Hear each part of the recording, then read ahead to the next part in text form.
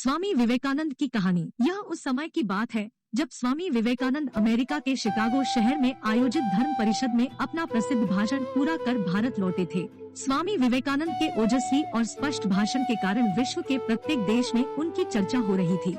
हर कोई उनकी तारीफ कर रहा था, इसलिए उनका नाम भारत ही नहीं दुनिया में भी फैल रहा था। जब वह भारत वापस आया तो वह अपने आदेशानुसार भारत में भ्रमण कर रहा था। इस समय वह उत्तर भारत और हिमालय के क्षेत्रों में भ्रमण कर रहा था। एक दिन विवेकानंद घूमते घूमते उत्तर भारत की एक नदी के पास आ खड़े हुए। उसे नदी के दूसरे किनारे पर जाना था, लेकिन नाव किनारे से निकल चुकी थी और वे नाव के लौटने की प्रतीक्षा कर रहे थे। स्वामी जी चुपचाप किनारे पर बैठे थे। उसी समय एक साधु महात्मा उधर से गुजरे। स्वामी विवेकानंद को वहाँ बैठे देखकर साधु उनके पास पहुँचे और पूछा, स्वामी जी आप यहाँ क्यों बैठे हैं? स्वामी विवेकानंद ने उत्तर दिया, मैं नदी के विपरीत किनारे पर जाना चाहता हूँ, इसलिए मैं नाव की प्रतीक्षा कर रहा हूँ। साधु ने पूछा, तुम्हारा नाम क्या है? तब विवेकानंद ने कहा, मेरा नाम विवेकानंद है। स्वामी जी का उपहास उड़ाते हुए महात्मा ने उनसे कहा, अच्छा तुम वही प्रसिद्ध विवेकानंद हो जो अमेरिका जाकर भारत का डंका बजाया। तुमने वहाँ जाकर भाषण दिया और भारत की संस्कृति को विश्व में प्रसिद्ध किया।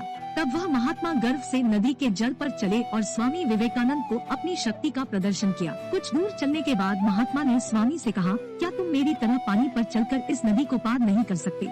स्वामी विवेकानंद ने बड़े ही आदर और विनम्रता से उस महात्मा से कहा, स्वामी जी आपके पास बहुत ही अद्भुत शक्ति है, लेकिन क्या आप मुझे बता सकते हैं कि इस असाधारण शक्ति को प्राप्त करने में आपको कितना समय लगा? महात्मा ने बड़े गर्व से स्वामी से कहा कि मैंने इस शक्ति को प्राप्त करने के लिए बहुत कठिन तपस्या की है। इस शक्ति को प्राप्त करने में मुझे लगभग 20 वर्ष लगे, तब आप शक्ति प्राप्त हुई। महात्मा के यह कहने का ढंग बड़ा अहंकारी था। यह सुनकर स्वामी विवेकानंद ने बड़ी शांति से उत्तर दिया, यदि आप अपने जीवन के 20 साल बर्बाद करते हैं, आपने 20 साल उस काम को करने में लगा दिए हैं जो नाव से 5 मिनट में किया जा सकता है। आप इन 20 वर्षों को गरीबों की सेवा में लगा सकते थे या आप अपने ज्ञान और शक्ति का प्रचार कर सकते थे।